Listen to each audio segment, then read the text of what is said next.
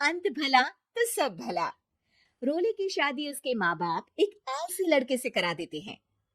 चलो, रोली की शादी हुई और हमने गंगा नहाई। और क्या, बेटियां तो होती ही हैं बोझ। हाँ, पर अब क्या चिंता, उतार तो दिया बोझ तुमने, अब वो लोग समझे। ससुराल में रोली का पति कहता है, देखो, मैं कोई काम नहीं करता, ये बात तुम्हारे मम्मी पापा को बता दी थी मैंने। अब जो किराया आता है दुकान का, उसी से घर का गुजारा करना है। कभी भूल से भी कोशिश ना करना किसी चीज की डिमांड की। क्या मम्मी पापा को पता था कि आप कोई काम नहीं करते? और क्या, बड़ा अच्छे से पता था। उन लोगों को तो तुम बोझ लगती थी, बोल रहे थे कि बस शादी कर लो, और कोई मतलब नहीं है। रोली को यह सुनकर बहुत गुस्सा आता है, लेकिन करती भी तो क्या, क्योंकि वो जानती थी कि उसके माता पिता ऐसे ही हैं। जैसे तैसे रोली दिन काट रही थी। रोली को एक प्यारी सी बेटी होती है। धीरे धीरे वो बड़ी होती है और उसके साथ उसकी जरूरतें भी बढ़ती जाती हैं। सुनिए जी, अब तो सिमी बड़ी हो रही है, उसका स्कूल में दाखिला कराना है। मैंने अब तक तो जैसे तैसे समय काट लिया, लेकिन मैं बच्चे की परवरिश में कोई कमी नहीं रखूंगी। अरे क्या है यार, अब तो लगता है कोई ना कोई काम ढूंढना ही पड़ेगा। अब पति रोज काम की तलाश में जाता और बिना किसी काम के वापस आ जाता। रोली समझ जाती है कि पति के अंदर अब काम करने की क्षमता नहीं है। वो बेटे को उच्च शिक्षा देने के लिए कुछ करना चाहती थी, लेकिन करती तो क्या करती। एक दिन रोली की सहेली कहती है, रोली, मेरी कोई औलाद नहीं है। अगर तू मेरी औलाद को जन्म दे तो मैं तुझे तेरे मुंह मांगे पैसे दूंगी। अरे, तेरी औलाद को मैं कैसे जन्म दे सकती हूँ? सरोगेसी से। बच्चा मेरा और वैभव का ही होगा, लेकिन कोख तेरी होगी। ये संभव है रोली? रोली कुछ सोचकर कहती है, मुझे मंजूर है, लेकिन मैं इसका 2 लाख रुपया लूंगी। अरे कोई बात नहीं, मुझे मंजूर है। रोली खुश हो जाती है कि एक बच्चा पैदा करने का उसे 2 लाख रुपया मिलेगा। वो घर आकर पति को बताती है, वो भी खुश हो जाता है। अब क्या था, डॉक्टर के पास जाकर सहेली का बच्चा रोली की कोख में पलने लगता है। मुझे 20,000 चाहिए मेरे बेटी के एडमिशन के लिए। हाँ हाँ ठीक है, मैं उसके एडमिशन से लेकर सारे खर्चे उसके अकाउंट में डाल रही हूँ। रोली की बेटी का एडमिशन हो जाता है।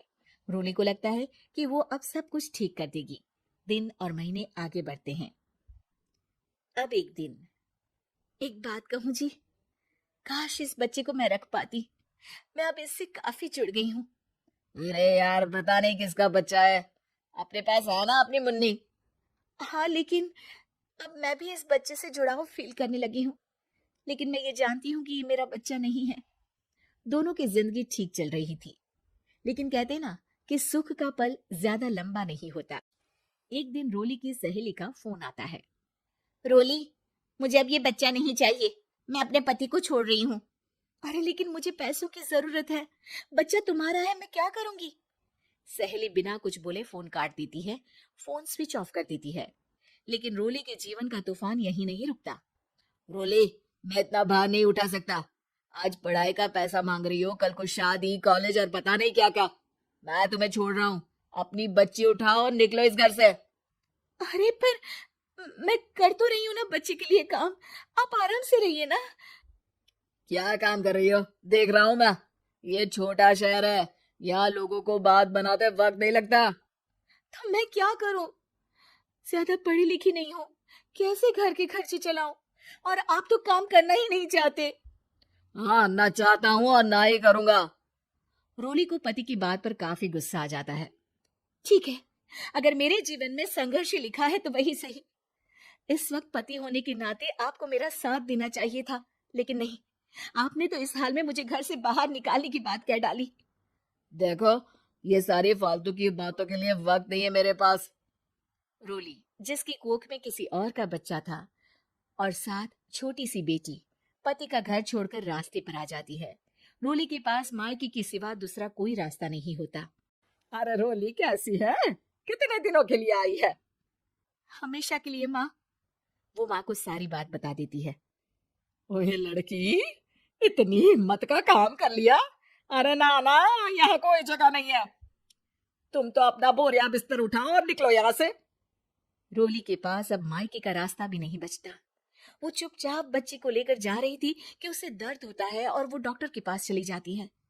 और फिर वहां वो एक प्यारे से बेटे को जन्म देती है।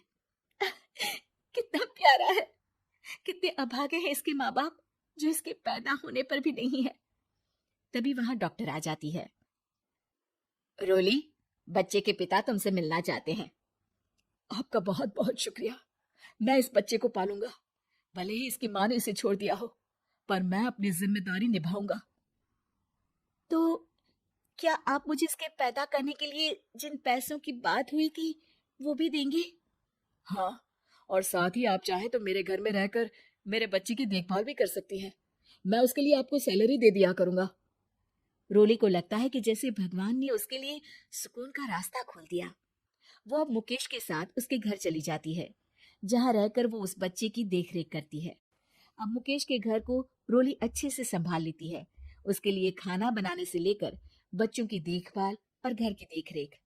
धीरे धीरे मुकेश को रोली से प्यार हो जाता है। रोली, तुम्हारी बेटी और मेरा बेटा बिल्कुल भाई बहन की तरह साथ रहते हैं। हाँ, आखिर है तो एक ही कोख के बच्चे, अटैचमेंट तो होगा ही ना। रोली, तुमने घर और मुझे दोनों को संभाल लिया। ये तो मेरा काम है। आपने भी तो मुझे छत दी जिससे मैं अपनी बेटी की पढ़ाई और भविष्य के लिए पैसे जोड़ सकूं। अब रोली, क्या तुम मुझसे शादी करोगी? अब मैं जानता हूं तुम्हारी भी शादी कुछ खास अच्छी नहीं रही। रोली को मुकेश की बात ठीक लगती है। वो उसे हाँ बोलने की सोच ही रही होती है कि उसके पहले पति का फोन आ जाता है। रोली, मैं बहुत परेशान हूँ। मेरा एक्सीडेंट हो गया है। मैं चाहता हूँ तुम वापस आ जाओ। रोली को पुराने पति की चिंता होने लगती है। वो सोचती है कि वो क्या कर रही थी। हाँ हाँ ठीक है, मैं आ रही हूँ। हाँ रोली, आ जाओ, लेकिन बच्ची को कहीं हॉस्टल में छोड़कर आना, क्योंकि मैं नहीं चाहता कि हम लोगों के बीच फिर से वो सारी बातें हो।